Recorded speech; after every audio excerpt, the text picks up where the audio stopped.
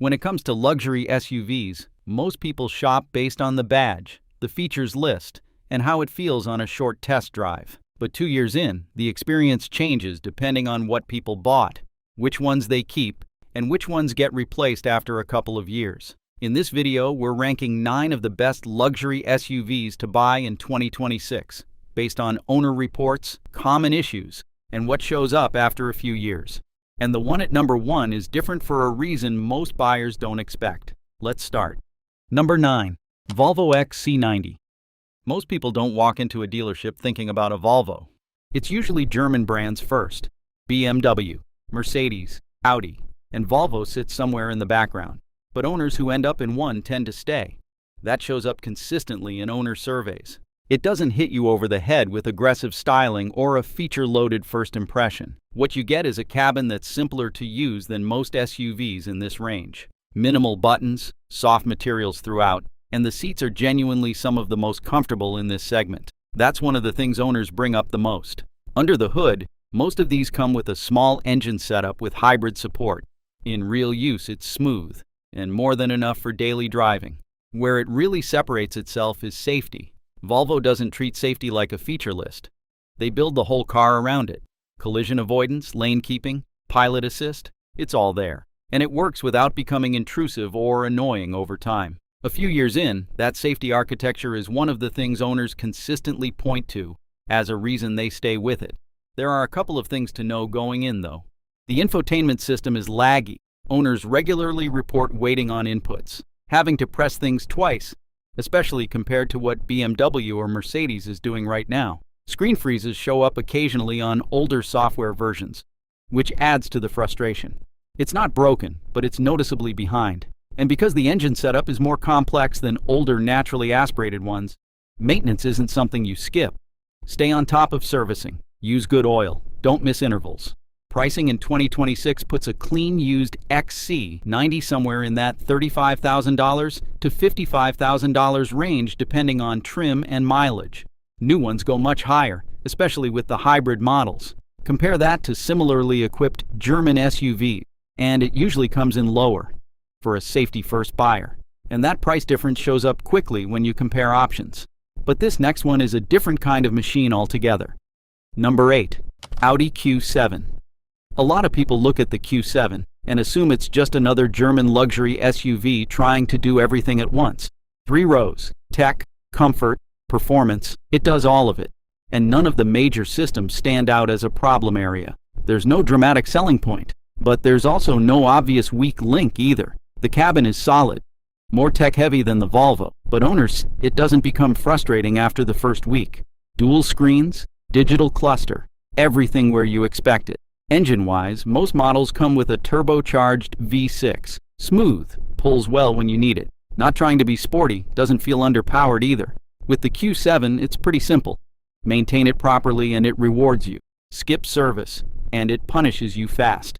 Air suspension is a known cost item. When those go, owners report bills ranging from $1,000 to over $3,000, depending on which corner fails. Electronics are generally solid. But when something does go wrong, it's not cheap. This is not a skip maintenance and hope for the best kind of vehicle.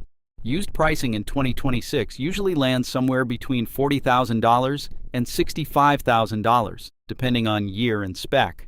Compare that to a brand new 3-row luxury SUV, and that's where buyers start considering it seriously. This one is a different setup. Number 7. Cadillac Escalade. You don't accidentally end up in an Escalade. If you're buying an Escalade, you already know what you're getting into. But over the last few years, Cadillac has done real work on the interior and ride quality. And owners report it feels more refined than older versions. It's not just a big statement anymore. The real shift is the space. Massive curved display, quality materials throughout, and adults can actually sit in the 3rd row without feeling like an afterthought. That's not something you can say about most 3-row SUVs at any price.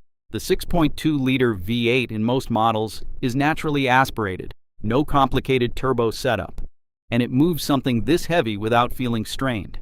There's also a diesel option a lot of people overlook. Owners who do long highway mileage report it makes a real difference in running costs. Ride quality surprises people.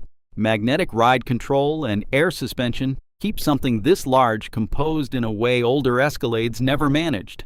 You still feel the size? That doesn't go away, but the control is significantly better. Be realistic about what this costs to run though. Parking, fuel, insurance. It all comes with the territory. One thing owners mention is brake wear is noticeably higher than expected, especially in city use. The V8 is solid, but the overall ownership bill is higher than anything else on this list. In 2026, used Escalades sit anywhere from $60,000 to well over $100,000, depending on year and trim. This behaves very differently from the rest of this list. Number 6. Mercedes-Benz GLE class. A lot of people walk into the luxury SUV market thinking Mercedes automatically means the best of everything. With the GLE, ownership is where the differences show up. It's not a driver's car. The focus is comfort and refinement, and owners report it delivers on both without needing much adjustment time. You get in and everything behaves the way you expect it to.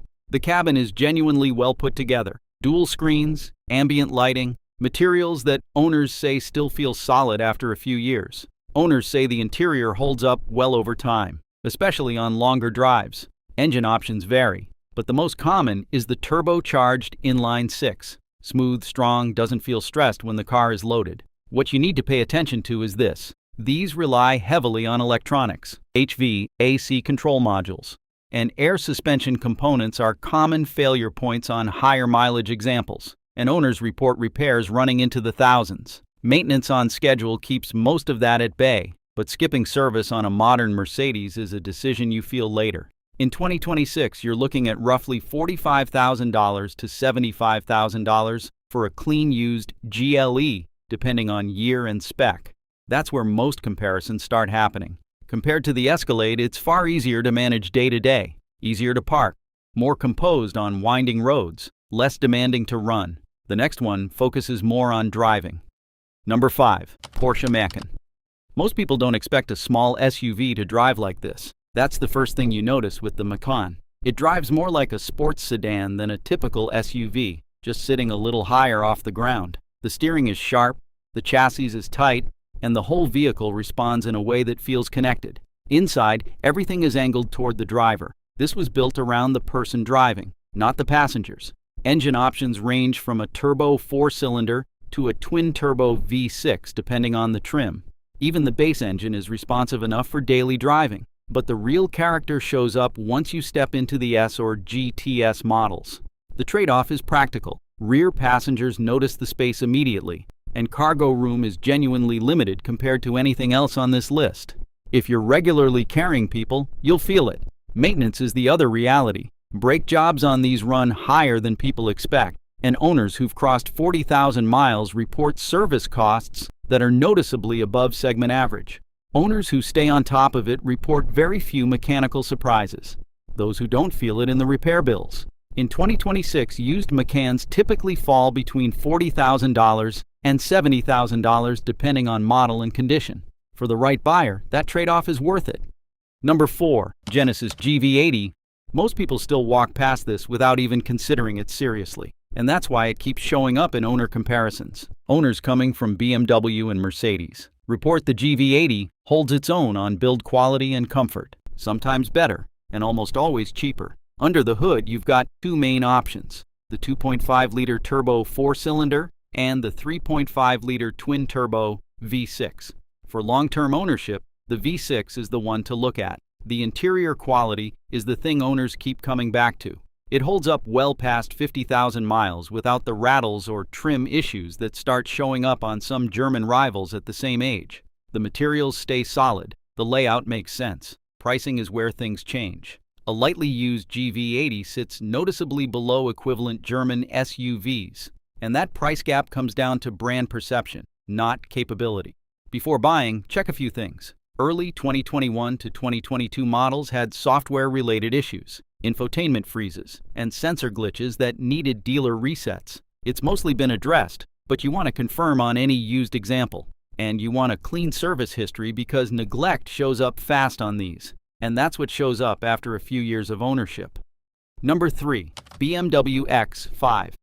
The X5 has been around long enough that people think they already know it. Most of them focus on the badge and miss the part that actually matters. The ownership pattern on these is consistent.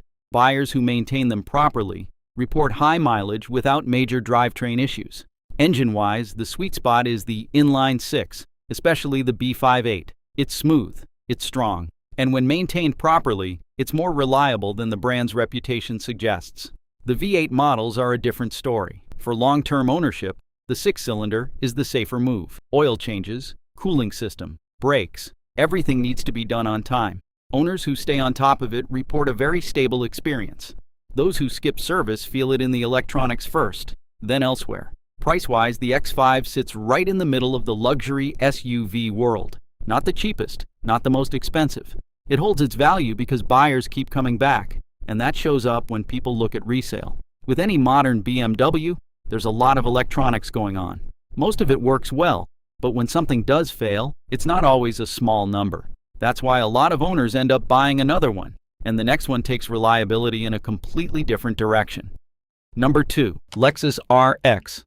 The RX doesn't generate much excitement, but owners run these past 250,000 miles on routine maintenance alone, and that shows up in long-term ownership data. Oil, brakes, tires. That's usually it. The RX is built around comfort first. A naturally calm ride, light steering, an interior that's more thought out than flashy. Most of the newer ones run the 2.5-liter hybrid, or the turbo 4-cylinder.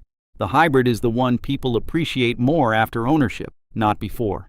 One thing worth knowing, newer models moved from a V6 to a turbocharged 4-cylinder, and owners coming from older RX models report the engine note is noticeably different. Some find it less refined than what they expected from Lexus at this price. It's not a reliability issue, but it's a real change in character. The 12-volt battery on hybrid models is also a known weak point. Owners report unexpected no-start situations, especially if the car sits for extended periods. Cheap fix, but it catches people off guard. It doesn't swing between good and bad model years. The experience a few years in is largely the same as year one. Pricing is where it still adds up. Even used, you're paying for reputation, but not in a way that feels inflated compared to German rivals. Resale stays strong because buyers trust it.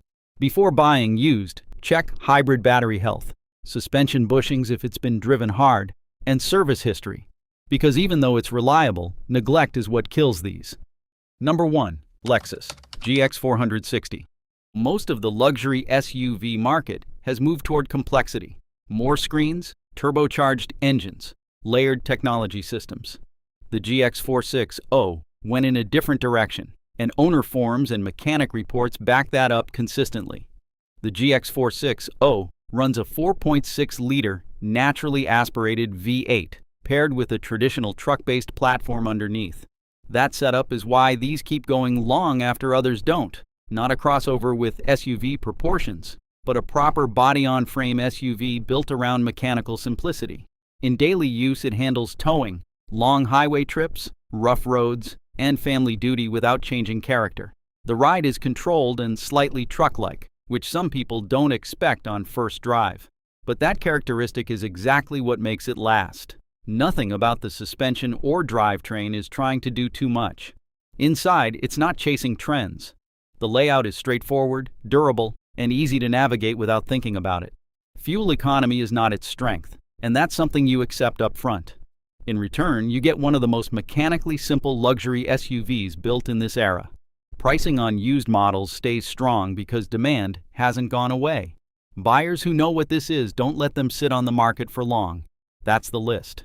9 luxury SUVs that hold up differently once you're actually living with them, and a few that probably weren't what you expected going in. If you want more breakdowns like this where we look past the badge and into real ownership, make sure you stick around so you don't miss the next one. If you found this useful, drop a like, subscribe to the channel, and let me know in the comments which SUV you'd add to this list. I'll see you in the next video.